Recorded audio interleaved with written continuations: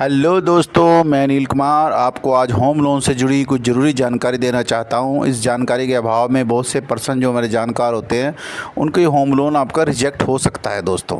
ठीक है, ये एक महत्वपूर्ण कारण है। वीडियो को एंड तक ज़रूर देखें। ठीक है, चैनल को आप सब्सक्राइब ज़रूर कीजिए। आप सब्सक्राइब बहुत देर से करते हैं दोस्तों। ठीक है, आप सब्सक्राइब करते रहेंगे तो मैं अच्छी अच्छी जानकारी आपके लिए लाता रहूँगा। ठीक है, चलिए वीडियो को स्टार्ट करते हैं दोस्तों।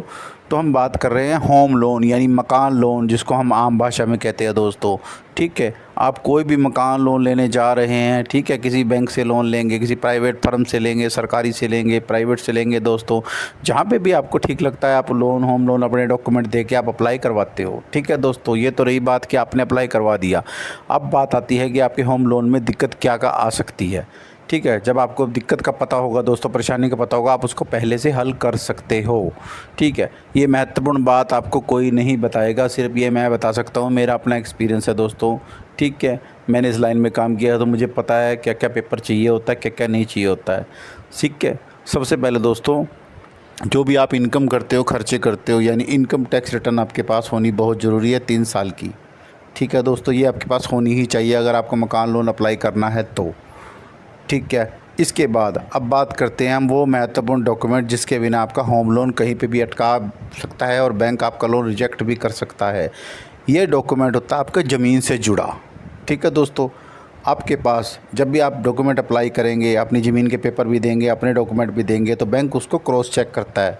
आपके तहसील म्यूनसिपल कॉर्पोरेशन में जाके उस डॉक्यूमेंट को वेरीफाई करता है।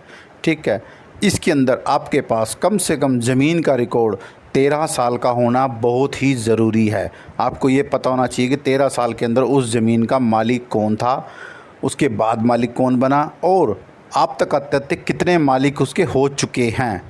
ठीक है, अगर आपके पास ये 13 साल का रिकॉर्ड नहीं है तो आप उस ज़मीन के ऊपर लोन कभी भी नहीं ले सकते। ये एक डाटा सरकार आपको प्रोवाइड कराती है। ठीक है, देसी भाषा में इसको खड़तौनी बोलते हैं, या आपकी कुछ भी आप समझ लीजिए। ठीक है, जो आपको ठीक लगे, बैंक की भाषा में इसको रिकॉर्ड बोलते हैं कि प्रीवियस रिकॉर्ड दे दे ज़मीन का जो भी होता है, ये बैंक भी वेरीफाई करेगा और आपको भी कह सकता है कि आप निकलवा के लाइए।